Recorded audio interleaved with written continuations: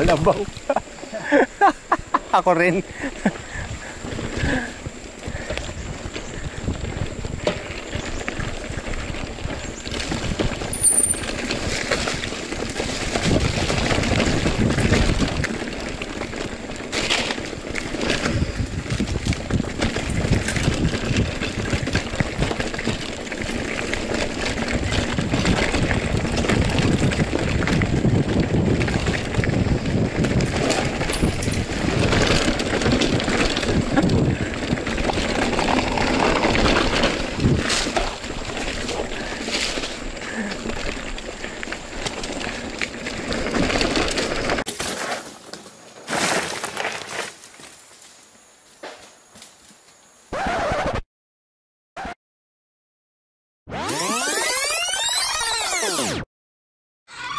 Magandang umaga mga ka-bikers. Magandang araw sa inyong lahat.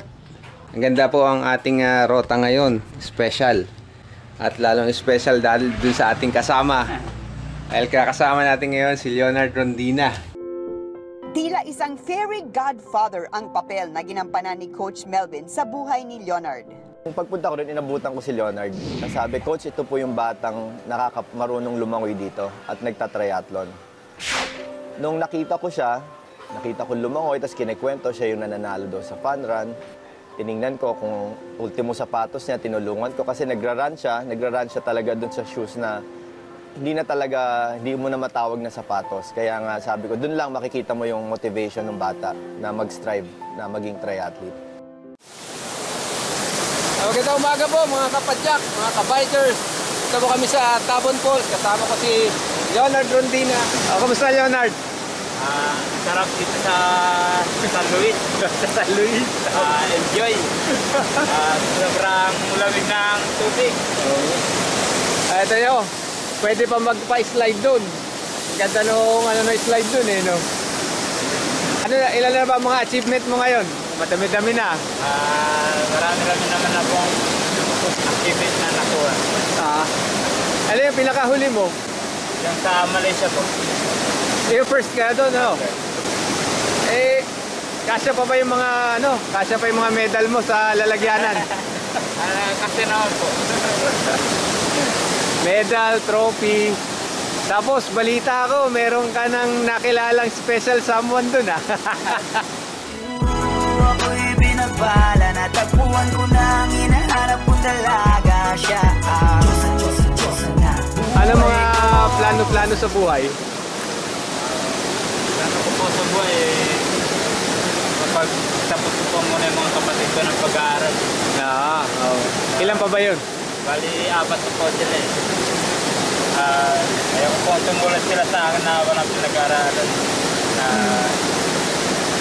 Ito pong sa larangan po ng sports nakakatulong sa aking magulang at mga kapatid. Bumati ka naman kay Coach Melvin. Coach Melvin, tara po rito, bumalik tayo sa Baler. Oo nga. Coach, yan nami-miss mo.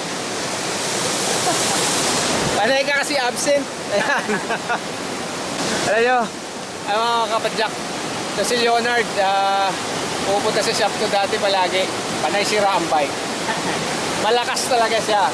Kung napanood nyo na yung niya, ginawang segment ni Dayan Castillejo sa sports shoe sa kanya, makikita nyo, totoo lahat po yun. Totoo lahat yun. Kaya yung bike niya hindi kaya. Lagi nasisira, Pero sa awa pa rin naman po ng Diyos, kahit po nasisiraan, nakakahabol pa rin po. Salamat sa bigyan niyang lakas at ata yan pagpupursige pursige talaga puso talaga Hindi po natin nasusungkit ng finish line po, pa rin po tayo susungkit. Kasi nakakatawid niyang finish line. Bilib ako sa'yo kasi alam ko maliit pa lang din yung ng sponsorship pero nakatulong ka sa pamilya mo. Ano yung yung may naipundar mo na? Lahat pong mga nakapapang ko pong friend Nabali, nakapagpundar na po ako ng isang bangka at isang motor na panganap po ng aking mga magulang para matustusan yung mga pangangailangan ng aking mga kapatid. Ayos yun na. Mas mahusay sa akin. May naipundar na. Ako mountain bike lang. Ito po si Leonard Rondina, idol natin. Idol ng mga taga-Baler at sana idol niya rin. Ako dito, maraming uma-idol na dito dahil sa larangan ng triathlon. Iba po talaga, pag napanood niyo siya, nakikita niyo yung puso na binibigay niya. Malamang konting experience pa talaga eh. By the way, 3rd place na. Ano mo sa Ironman? 3rd place po sa Asian Elite. Asian Elite. 3rd place, Asian Elite. First time po kong lumaroon ng elite. First timer. Iba talaga, iba. Dahil sa inyo eh, may potential. Potential na kaibigan ko. Hey! Kaway!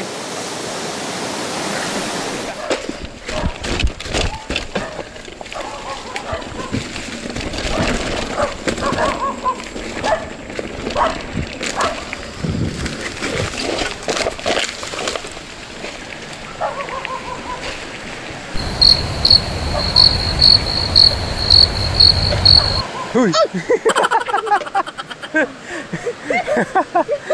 Kakao ka na. Nalilibang.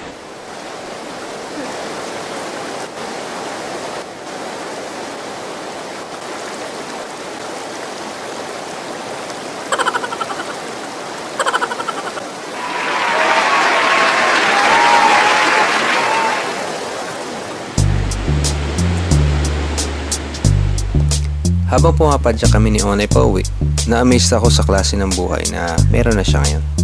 Sa pamamagitan ng sport na triathlon, nabibigyan siya ng pagkakataon na maiangat ang standard of living ng kanyang pamilya. Triathlon pa talaga ha. So let's face it, mahal ang financial requirements para makapag-triathlon. Magkano na lang ang tri-bike? Yung equipment pa, yung helmets, yung cycling shoes, yung tri-suit, running shoes pa. Nagkakano ang nutrition and supplements, yung coaching, at saka yung oras na uubusin mo sa training. Kaya it's no surprise para sa akin na makita ang time results sa isang weekend competition at makita na karamihan sa mga sumasali at nananalo ay mga successful at established na mga abogado, mga business owners, managers, executives, guys who are at the top of their games, ika nga. And then nandoon yung mga iilan na kamukha ni Onay, mga iilan na nabigyan ng very limited chance na magamit ang kanilang talent dito sa sport na ito para mabigyan karangalan ng bayan natin at maiangat ang buhay ng kanilang mga pamilya. Iilan dahil kakaunti lang ang sponsors, iilan lang ang mga may mabubuting loob saka may kakayanan na sumuporta sa mga ganitong atleta para maituloy nila ang pangarap. Pero I guess doon makikita ang puso ng isang totoong atleta. Gaya nga ng sabi ni Onay, huwag kang bibitiw hanggat hindi ka tumatawid na finish line. Puso at hindi tuhod, mga kabikers. Hanggang sa muling pagpadyak.